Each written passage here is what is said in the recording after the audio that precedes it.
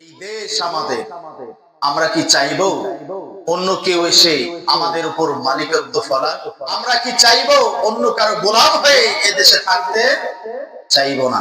এই দুনিয়াতে যে আমরা এসেছি অন্য কারো দাসত্ব করার জন্য নয়। কারো দাসত্ব করার জন্য? আল্লাহর দাসত্ব। প্রেমী নেই কো তুলনা, বাংলাদেশ আমার, এই বাংলাদেশ আমার, বাংলাদেশ আমার, এই বাংলাদেশ আমার। সবুজ শ্যামলে ঘেরা মুক্ত বাতাস, হৃদয়ের শীতলতা, গড়তে মোদের সুস্থ জীবন, নেই কো পরাধীনতা। সবুজ শ্যামলে ঘেরা মুক্ত বাতাস, হৃদয়ের শীতলতা, গড়তে মোদের সুস্থ জীবন, নেই কো পরাধীনতা। লক্ষ শহীদের রক্তে কেনা, লক্ষ শহীদের রক্তে কেনা সুফল স্বাধীনতার। বাংলাদেশ আমার, এই বাংলাদেশ আমার, প্রিয় বাংলাদেশ আমার, প্রিয় বাংলাদেশ তোমার। আমি বাংলাদেশী, আমি দেশপ্রেমী, নেই কো তুলনা। বাংলাদেশ আমার, এই বাংলাদেশ আমার। সম্মানিত উপস্থিতি, দেশ নিয়ে সঙ্গীত গাওয়াতে আপনারা কি বেজার হইলেন নাকি? এই দেশটা কার? এই দেশ আমাদের। আমরা কি চাইবো অন্য কেউ এসে আমাদের উপর মালিকত্ব ফলাক? আমরা কি চাইবো অন্য কারো গোলাম হয়ে এ দেশে থাকতে? চাইবো না। প্রিয় ভাইয়েরা আমার, আমাদের রাসূলের শিক্ষা, দেশকে ভালোবাসতে হবে। দেশ ভালোবাসা এটা সুন্নাহ, রাসূলের একটা সুন্নাহ। শুধু সিন্নি খাওয়া সুন্নাহ, আতর মাখা সুন্নাহ এটা জানলেই হবে না। দেশকে ভালোবাসা প্রয়োজনে দেশে ইনসাফ কায়েমের জন্য জীবন দেওয়াও সুন্নাহ। ঠিক কিনা বলেন? প্রিয় ভাইয়েরা আমার, আমরা সেই দেশের সঙ্গীত গাইতে পেরে এই দেশে সবুজ শ্যামল দেশের মধ্যে জন্মগ্রহণ করতে পেরে সুন্দর মায়ের ভাষা পেয়ে, বাংলা ভাষা পেয়ে আমরা খুশি না বেজার যে আল্লাহ আমাদেরকে এই সুন্দর মাতৃভূমিতে জন্মগ্রহণ করে সুন্দর আজকে এই সুন্দর একটা পরিবেশে আসার বসার সুযোগ করে দিয়েছেন। অন্তরের অন্তঃস্থল থেকে আমরা সেই আল্লাহর দরবারে শুকরিয়া জ্ঞাপন করছি। আমরা করছি আলহামদুলিল্লাহ। আবারও সংক্ষিপ্ত আকারে প্রিয় নবীজির শানে, যেই নবীকে সৃষ্টি না করলে কুল কায়নাতের কোনো কিছুই সৃষ্টি হইতো না, সেই রাসূল যিনি আমাদের আদর্শ, যিনি আমাদের মডেল, যার আদর্শ মানলে, যার মডেল মানলে এই দুনিয়ায় শান্তি এবং পরকালেও শান্তি পাওয়া যায়, সর্বশেষ ঠিকানা যাদের জান্নাত হয়, সেই রাসূল, সেই রাসূলকে পেয়ে আমরা খুশি না বেজার? খুশি। যদি খুশি হয়ে থাকি তাহলে অন্তরের অন্তঃস্থল থেকে সেই রাসূলের মহব্বতে আরেকবার দরুদ ও সালাম প্রেরণ করি। আমরা পড়ছি সাল্লাল্লাহু আলাইহি ওয়াসাল্লাম। সম্মানিত উপস্থিতি, আমরা আল্লাহকে ভালোবাসি কি বাসি না? কম না বেশি? বলেন কম না বেশি? আল্লাহ রাব্বুল আলামিন দৈনন্দিন 5 ওয়াক্ত নামাজের মধ্যে সূরাতুল ফাতিহার মধ্যে আমাদেরকে শিখিয়ে দিলেন, পড়েন আলহামদুলিল্লাহি রাব্বিল আলামিন। পড়েন আল্লাহু আকবার। প্রিয় ভাইয়েরা আমার, আপনি কালোকে ভালো বলে প্রশংসা করতে পারবেন না, খারাপকে ভালো বলে প্রশংসা করতে পারবেন না। চাঁদাবাজ, দুর্নীতি, সন্ত্রাসী যারা করে তাদেরকেও আপনি ভালো বলবেন না, কারণ তাদের মধ্যে যে গুণটা আছে, মুখামুখি আপনি যাই বলেন না কেন পেছনে কিন্তু সত্যিটাই বলবেন। সামনে বলবেন খুব ভালো, আমার ভাইয়ের চরিত্র ফুলের মতো পবিত্র, পেছনে বলবেন কি বলবেন? যেটা সত্য সেটাই, পেছনের যেটা সত্য সেটাই বলবেন।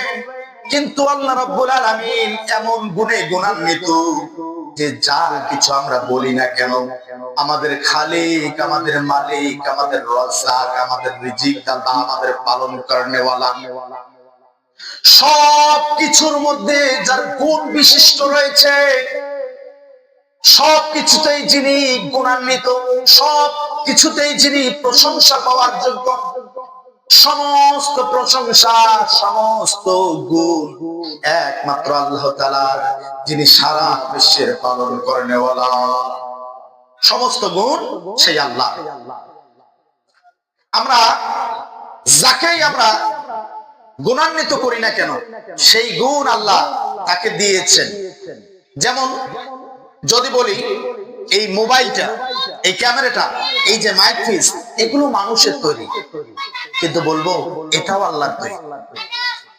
কারণ যেই মগজ দিয়ে, যেই মস্তিষ্ক, ব্রেন দিয়ে এই যে যন্ত্রপাতিগুলো তৈরি করা হয়েছে, এই মস্তিষ্কটা দিয়েছেন কে?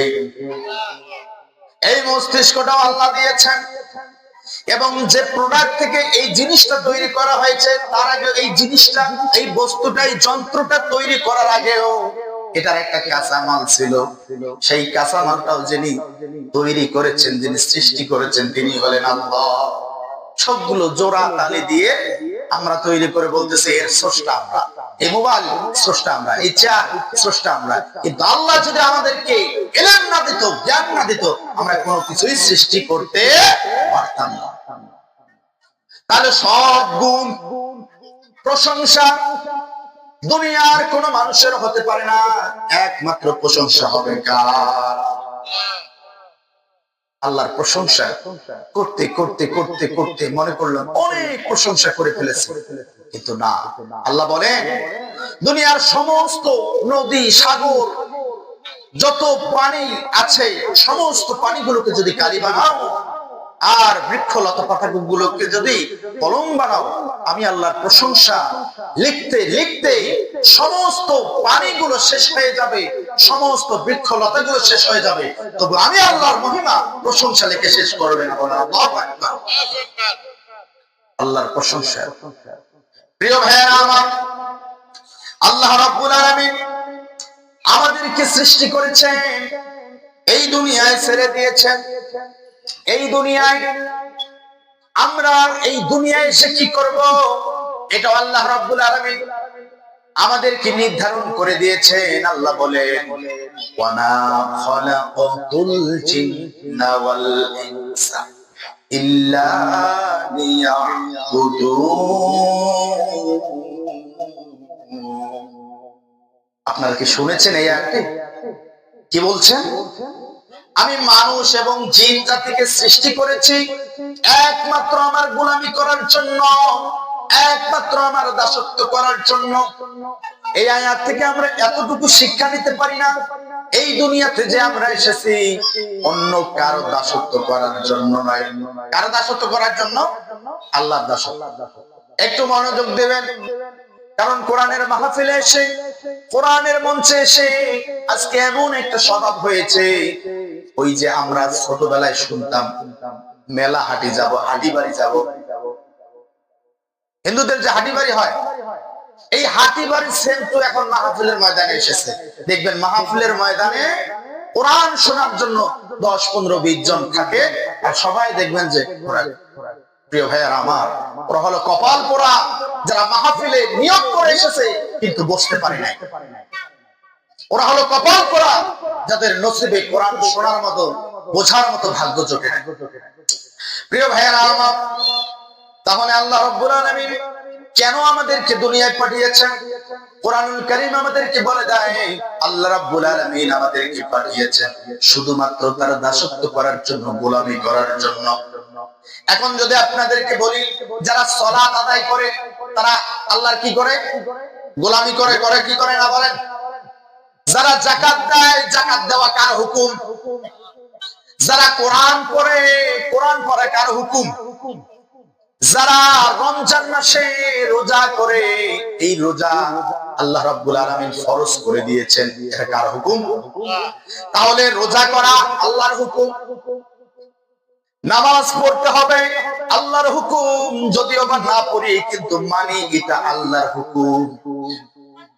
যে আল্লাহ রাব্বুল আলামিন গোলামীর জন্য বানিয়েছেন, সৃষ্টি করেছেন, তার দুনিয়ায় এসে তার জমিনে থেকে, তার জমিন থেকে ফসল উৎপন্ন করে খেয়ে পরে বেছে আমরা তার বিরুদ্ধে যদি আইন ব্যবস্থা চালাই, আল্লাহ রাব্বুল আলামিন এই ব্যবস্থা কখনোই গ্রহণ করবে?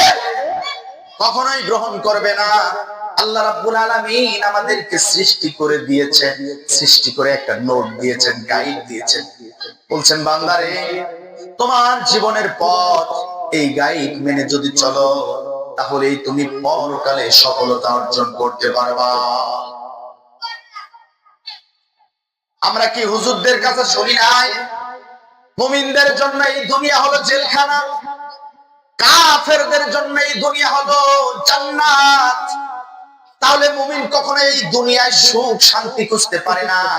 মুমিন তো সুখ শান্তি আশা করবে সেই পরকালের। দুনিয়াতে লক্ষ কোটি টাকার মালিক হয়েছে, বলবেন আপনি কি সফল কাম? বলবো হ্যাঁ সফল কাম হয়েছে। তো বলবেন আপনি কি জান্নাতে যেতে পারবেন? বলবে উপর আল্লাহ যদি দয়া করে তাহলে পাবো, না হলে পাবো না। এর মানে এ প্রকৃত সফল কাম হতে পারে না।